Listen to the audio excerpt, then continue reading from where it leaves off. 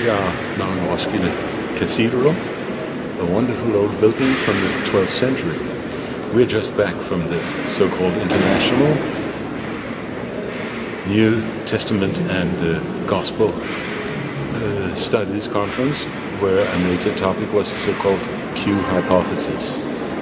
The New Testament, of course, and the Gospels in particular, are the major source of a Jesus who is perhaps not so historical at all. In general, Danish professional theologians are very little interested in the historical Jesus. Some of them are interested in our apparent source, namely the Gospels. We've been listening for 4 days to various theories about Q, the assumed source of 3, perhaps even 4 Gospels. Almost 20 scholars arrived from all over the world and spoke for nearly 4 days. In conclusion, there is really no substantial conclusions apart from the fact that some people say there was a Q, but they have no idea. Others say there was no Q, there was perhaps a Q, and there was a lot of laughter. The entire event was in no way serious. It was really a house of cards. There were a few scholars who were almost disinvited and asked not to participate, who brought the actual documentation for what is Q, namely the Sanskrit sources as published and as announced on the website. Myself, Jesus is Buddha. None of the scholars present dared to show any interest in what was saying, at least not as long as other colleagues were aware of what they were doing.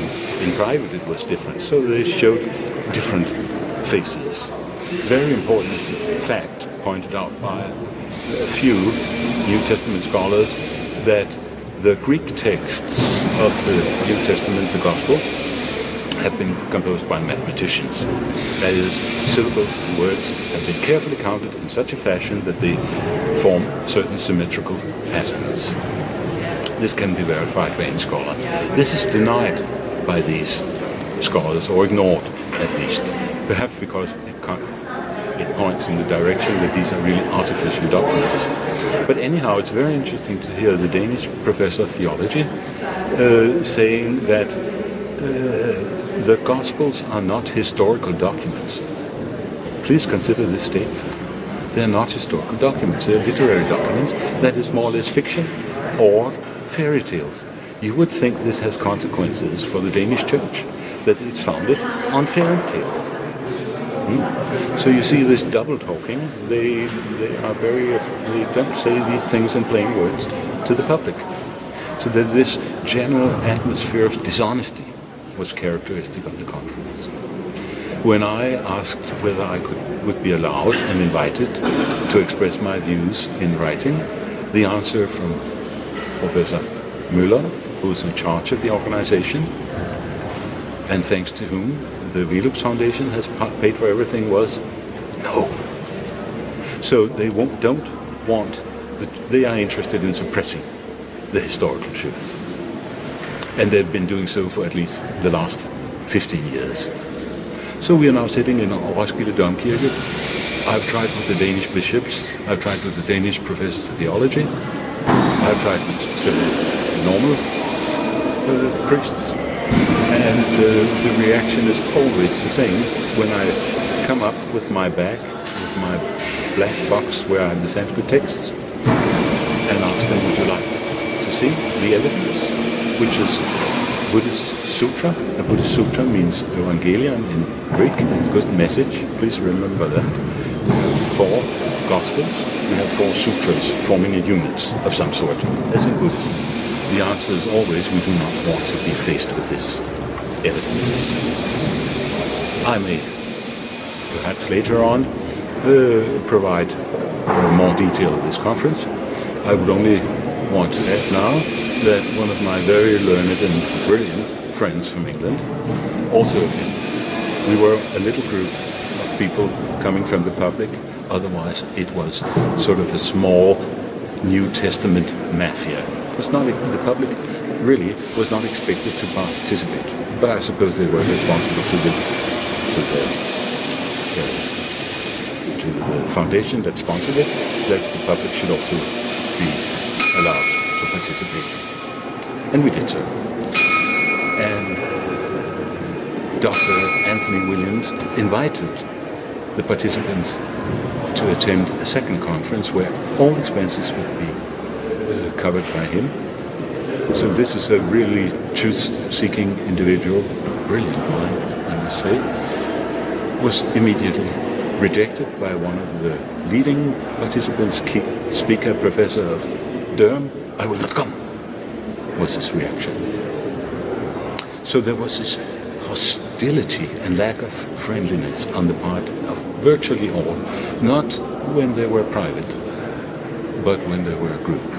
So you see, primitive human instincts are really still very much at work, even among the so-called most educated.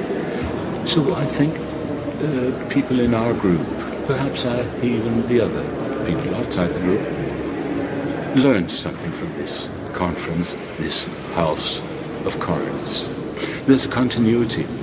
Some 250 years ago or so, excuse me if I get a few decades wrong, there was an intense controversy in the University of Denmark. It had to do with the angels. Now clearly the Bible speaks of angels, and obviously angels to be taken serious. A good angel has wings, right? And wings, good wings, have feathers. Right, logic is perfect. And once you agree on with angels having feathers, you also invariably can raise the question, how many? And this was really a matter of debate among Danish and German theologians. How many feathers? Of course, it could never be settled, the question, because you can't bring in the angel. Nevertheless, they really were involved in this issue, and nothing has changed today. What we experienced here was really the debate about the number of feathers of the angels that could never be verified. So one always learns something. Perhaps people were more enlightened in around 1170 when this beautiful building was erected, much in several respects like other cathedrals in Europe, well worth visiting. We didn't meet the bishop today. We understand that he is very much engaged in considering the weight of the newborn infant. Answering the question, "Who estin hotektais basileus tum Judaeum?" Where is the newborn babe, the king of the Jews? He has been speculating on the weight of the little child. He probably will never get a clear answer to the weight of the little child in the end. But perhaps that's also most fortunate for him. But imagine that he did get a definitive answer.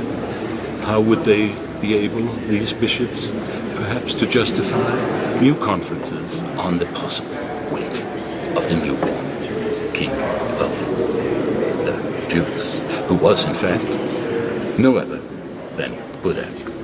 You need to study Sanskrit in order to decide the issue about the nature and the origin and the source of the Gospels.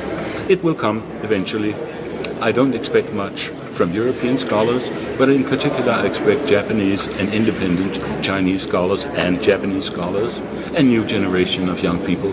They will take up these issues, and it will be great shame for these professional theologians who make a real fat living through their fantasies.